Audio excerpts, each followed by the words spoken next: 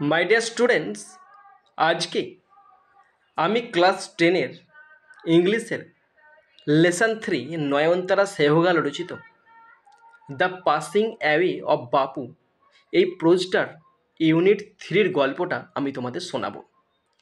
আমাদের unit 1 cover হয়ে গেছে। ইউনিট 1টা শেষ হয়েছে, রেডিওতে খবর সম্প্রচারিত হচ্ছে যে তাদের বাপু আর বেঁচে নেই। আমাদের ইউনিট 2ও হয়ে গেছে। আমাদের ইউনিট 2টা শেষ হচ্ছে, বাপু মানে গান্ধীজি সবসময় সাধারণ জিনিসপত্র জীবনে গ্রহণ করতেন আর আনন্দময় প্রচেষ্টায় সেই সাধারণ জিনিসটাকে মহান জিনিস করে তুলতেন। আজকে আমাদের আলোচ্য টপিক ইউনিট 3।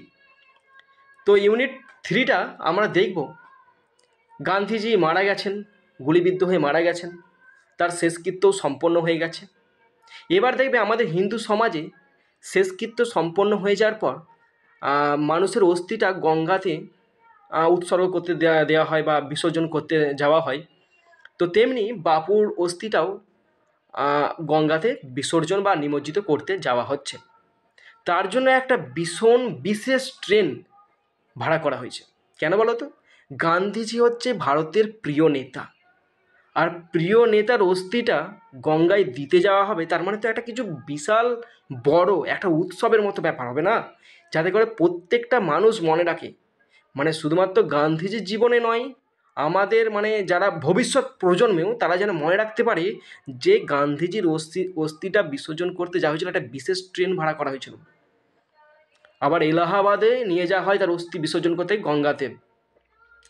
ট্রেনের প্রত্যেকটা কামরা ফুল দিয়ে ভালো করে সাজানো হয়, একদম খুব পরিপাটি টিপটাপ পরিষ্কার পরিচ্ছন্ন করে সাজানো হয়। ট্রেনের মধ্যে ভজন বাজছিল আর ট্রেন চলছিল, তার অস্থি নিয়ে এলাহাবাদের উদ্দেশ্যে যাচ্ছিল। তো মানুষরা ট্রেনের মধ্যে কান্নাকাটি করেনি। কেন বলো তো? কারণ যে ভজন হচ্ছিল এবং যে ফুল ছিল, সে ফুলের মধ্যে তারা গান্ধীজির উপস্থিতি অনুভব করতে পারছিল, তাই মানুষ আর কান্নাকাটি করেনি।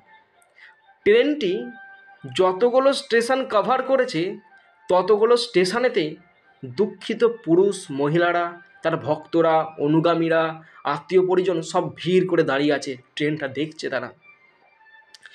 এভাবে ভজন আর গানের মধ্যে দিয়ে ট্রেনটা এলাহাবাদে এসে পৌঁছালো।